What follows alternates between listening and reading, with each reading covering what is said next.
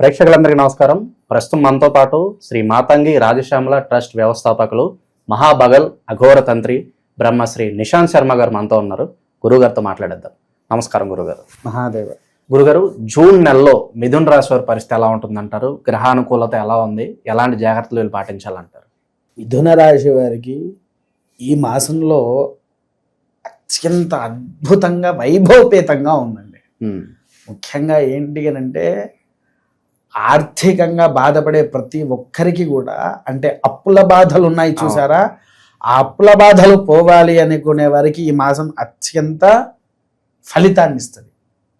మంచిగా దూర ప్రయాణాలు గావిస్తూ ఉంటారు, మంచి మంచి క్షేత్ర దర్శనాలు దర్శించుకుంటూ ఉంటారు, వారికి ఉండే అప్పుని తొలగించుకోగలుగుతూ ఉంటారు. అంటే ఈఎంఐస్ అని అలా ఇలా కట్టుకొని చాలా కష్టాల్లో ఉండే వాళ్ళు ఉంటారు చూసారా, వారికి ఈ మాసం అత్యంత అద్భుతమైన ఫలితాలను ఇస్తూ ఉంటుంది. కాకపోతే ఏంటి అంటే కిందటి మనం చెప్పుకున్నట్టుగానే ఆరోగ్య స్థితిగతులు మాత్రం బాగోదు. వీరికి ఏంటంటే తలకు సంబంధించినటువంటి వ్యాధులు వస్తూ ఉంటాయి. అంటే తలనొప్పి కానివ్వండి, చెవు నొప్పులు కానివ్వండి, అసలు జలుబు విపరీతంగా, ఎందుకంటే జలుబుకి తలకు బాగా దగ్గర సంబంధాలు ఉంటాయి. విన్నారా? జలుబులు కానివ్వండి ఇలాంటివి బాగా పెరుగుతూ ఉంటాయి. రెండవది వచ్చేసేసి ఏంటి అంటే వ్యాపారవేత్తలకు పట్టిందల్లా బంగారమే. ఎలాంటి వ్యాపారాలు బాగా కలిసి వస్తాయి అంటారు గురుగారు? వీళ్ళకు ముఖ్యంగా ఇనుము వ్యాపారం బాగా పనికి వస్తుంది, బట్టల వ్యాపారం బాగా పనికి వస్తుంది. తర్వాత రెండోది వచ్చేసేసి ఏంటి అంటే మన ఇదేంటండి స్పోర్ట్స్ ఉంటాయి కదా, మన క్రీడాకారులకు సంబంధించిన అన్ని వస్తువులు, బ్యాట్ కానివ్వండి, దుకాణం పెట్టు, అలాంటి దుకాణం అయితే గనక అద్భుతమైన ఫలితాలు ఇస్తారు. ఓకే, ఇలాంటి వాటికి వీరికి చాలా అమోఘమైన ఫలితం ఉంటుంది. ఇంకొకటి వచ్చేసేసి ఏంటి అంటే ఉద్యోగ స్థితిగతుల్లో ఉండేవారికి మాత్రము వారు శ్రమకు మించిన ఫలితం అయితే రాదు, కానీ మధ్యతరమైన ఫలితం వస్తుంది. ఓకే, శ్రమకు మించిన ఫలితం రాదు, ఫలితం ఉంటుంది, కాకపోతే ఓకే చేశాడు. ఉద్యోగాలు ఎవరన్నా మారాలనుకుంటే మంచిదని అంటారు గురుగారు? సంతోషంగా మారవచ్చు, కాకపోతే మారేటప్పుడు వారు అనుకున్న పొజిషన్ రాదు. ఓకే, మధ్యతరం. ఎందుకనంటే ఉద్యోగ స్థితిగతుల్లో ఉండే వారికి మాత్రము మధ్య స్థాయిలో ఉన్నారు వారు. సో దానికి చాలా కొంచెం కష్టపడాల్సి వస్తుంది. తర్వాత అన్నీ మళ్ళీ సదురుకుంటూ ఉంటాయి వీరికి. ఇంకొకటి వచ్చేసేసి ఏంటంటే విద్యార్థులు అద్భుతమైన చదువు చదువుతారు. అయ్యే వాళ్ళకు ఢోకా అయితే లేదు. పిల్లలు అత్యంత మార్కులతో కూడా వస్తారు, అద్భుతమైన ఫలితాలు ఉంటారు. ఇప్పుడు పెద్ద చదువులు చదువుకునే అంటే ఈ బీటెక్, బీఫార్మసీ, డిగ్రీ ఇలా చదివే వాళ్ళు ఉంటారు కదా, వాళ్ళు కూడా ఉన్నత ర్యాంకుని పొందుతారు, ఉన్నత స్థాయికి కూడా వెళుతూ ఉంటారు. వారికి మాత్రం అనుకూలమైన ఉద్యోగాలు వస్తాయి. చదువు అయిపోయి ఉద్యోగాల కోసం ఎదురు చూస్తారు చూదా, వారికి మాత్రం అనుకూలమైనటువంటి ఉద్యోగాలు వస్తాయి. యోగ్యత అనేది బాగా పెరుగుతూ ఉంటుంది. ఇక శుభకార్యాల పరిస్థితి గురుగారు? శుభ కార్యక్రమాలు అంటారా, వారికి ఖచ్చితంగా ఇంట్లో శుభ కార్యక్రమాలు బాగా జరుగుతూ ఉంటాయి. ఆ తర్వాత ఇల్లు కట్టుకునేటువంటి వారు ఇల్లు కట్టుకొని పూర్తి చేసుకుని గృహప్రవేశాలు ఆచరిస్తారు.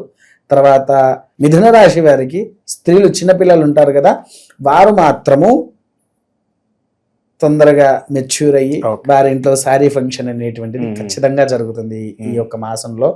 ఇంకొకటి కూడా ఏంటి అంటే మన క్రీడా రంగంలో ఉండేవారికి అనుకూలమైన ఫలితం అయితే లేదు, కొద్దిగా కష్టపడాలి వారు. విన్నారా? తర్వాత రాజకీయ వ్యవస్థల్లో ఉండేవారికి కూడా పట్టిందల్లా బంగారమే. రాజకీయంలో ఉండేవారికి కూడా పట్టిందల్లా బంగారం అవుతూ ఉంటుంది. ఉన్నత స్థాయికి వెళ్తూ ఉంటారు, మంచి మంచి పేరు కూడా పొందుతూ ఉంటారు. సంపాదన అనేది బాగా పెరుగుతుంది వారికి. విన్నారా? తర్వాత వచ్చేసేసి ఏంటి అంటే సినీ ప్రాంగణంలో ఉండేటువంటి వారికి అత్యంత అద్భుతంగా ఉంటుంది. కాకపోతే ఏంటి అంటే శత్రువులు బాగా పెరుగుతారు. సినీ రంగంలో ఉండేవారికి, రాశి వారికి, ఎదురుగానే ఉండేటువంటి వారికి.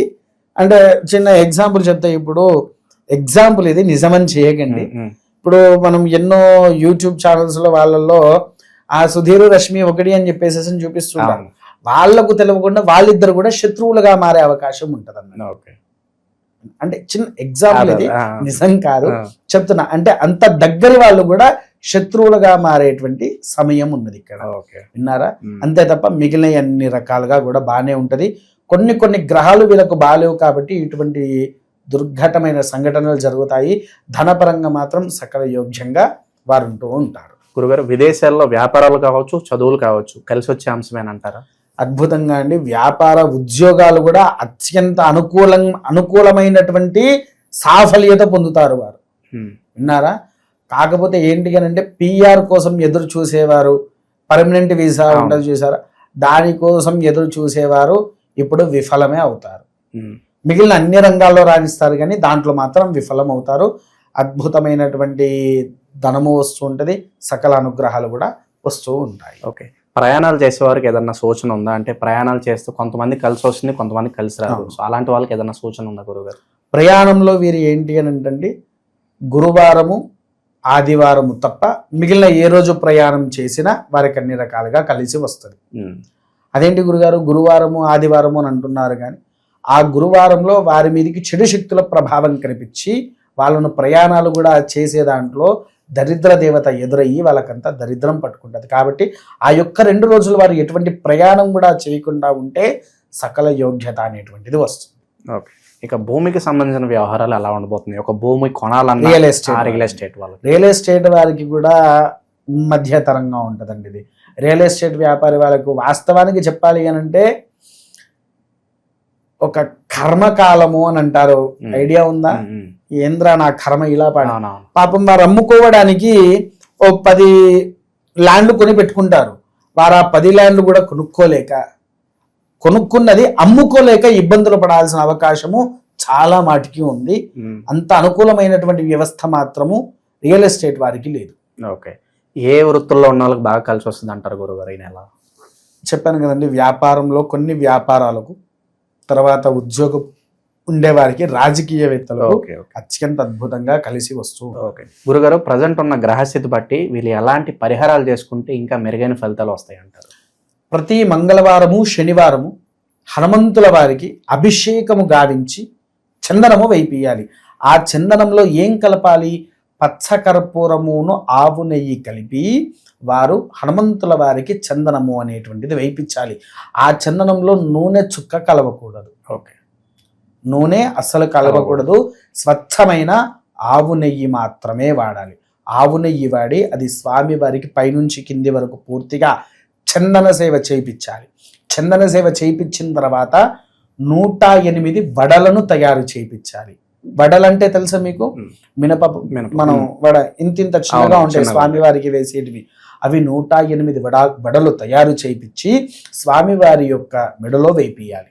వేయించిన తర్వాత ఆ 108 వడల్ని 1 గంట సేపు స్వామివారి మీద ఉంచి మళ్ళీ దాన్ని తీసి దాంట్లో నుంచి ఒక 27 మాత్రమే నీ ఇంటికి తెచ్చుకోవాలి. మిగిలినవన్నీ గుడికి వచ్చే ప్రతి ఒక్క భక్తుడికి పంచాలి. అలా పంచినటువంటి ఎడల మనలో ఉండేటువంటి దరిద్రం అనేటువంటిది నివారణ అవుతుంది. ఓకే, సో ఓవరాల్గా ఈ రాశి వాళ్ళందరికీ కూడా ఈ నెల ఏ విధంగా ఉండబోతుందో చాలా బాగా వివరించారు గురుగారు. ధన్యవాదాలు గురుగారు. మహాదేవ.